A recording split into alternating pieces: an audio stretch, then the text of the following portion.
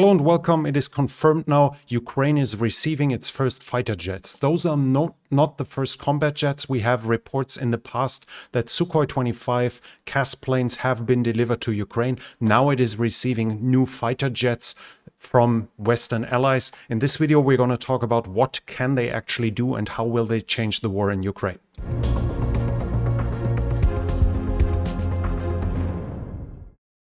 Slovakia is now saying they approved the delivery of 13 MiG-29, as you can see here. But the important thing is those are already grounded, so we have no confirmation how close they are to be combat ready, as Slovakia didn't have the spare parts and they were serviced by Russian technicians who left the country during the war in Ukraine. So those planes might need some work on it, but at least it's 13 pieces that either can be restored or can be used for spare parts. Poland is already sending 4. They should be even arriving in a very short notice, so within the next 1 or 2 weeks.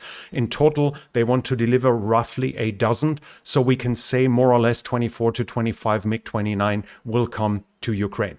Right now, the big question is obviously what can they do, and there are some rumors on the internet that we can address here. We see them here, MiG-29, it's even Ukrainian ones. Now, some of the Polish MiG-29s were coming from the German NVA, the German People's Democrat, basically Germany's part that was a part in the Eastern Bloc. They were taken over by the German Luftwaffe, by the Air Force, and were modernized, set up to Western standards. And that leaves some confusion, as you will find some people claiming they can use AIM-9 Sidewinder and AIM-120 MRAM. I have researched for several hours and cannot confirm that this is true. I have not found a single picture of them carrying either weapon, and it doesn't really make sense. The only thing I can confirm that they have been updated with IFF, with Western Identification Friend-Foe, so basically an identification system. They have updated communication systems and they receive GPS.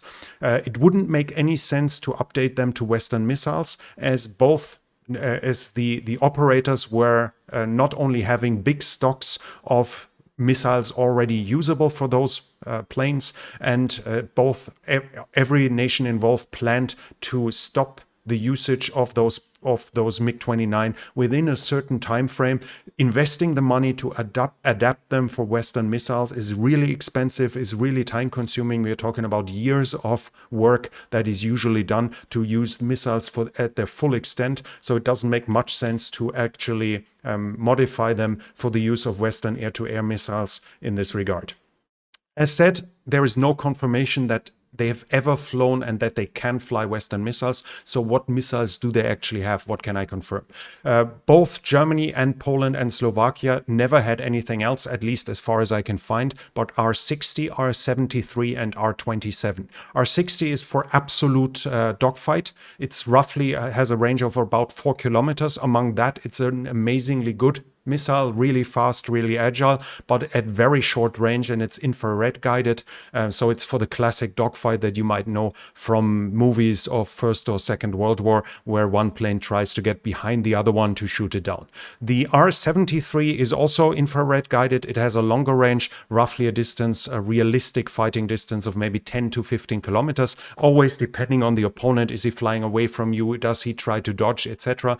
And your own speed, the opponent's speed, the altitude from which it is launched. So it's a short-range missile as well. The R-27 is a medium-range missile. It's already in Ukrainian service, but the important thing important thing about it is semi-active radar homing. So it needs the plane that shoots the missile to target to light up the target with its radar during the whole flight.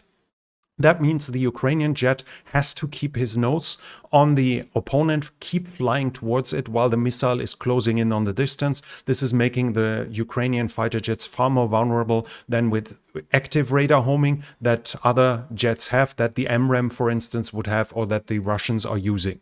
In this regard, we have to say the range is roughly probably 50 kilometers. Again, depending on a lot of factors. It can be less, it can be a little bigger, but more or less 50 kilometers seems to be a rough ballpark for what it can be used. And we have to say, as they are only semi-active radar homing, they don't add any capability to the Ukrainian arsenal. It keeps the same vulnerabilities. It doesn't give them anything else, any new options to fight. In total, it just increases the pool of planes Ukraine has. They can either scrap them or take them apart, cannibalize them for spare parts, or it means it'll allow them to have more planes in the air, which will slightly increase the amount of combat sorties the Ukrainians can do. But in total, it will not allow them to do anything new that they couldn't be doing already. It'll just allow them to do it a little more often, so maybe from 20 combat sorties a day up to 25 or something like this.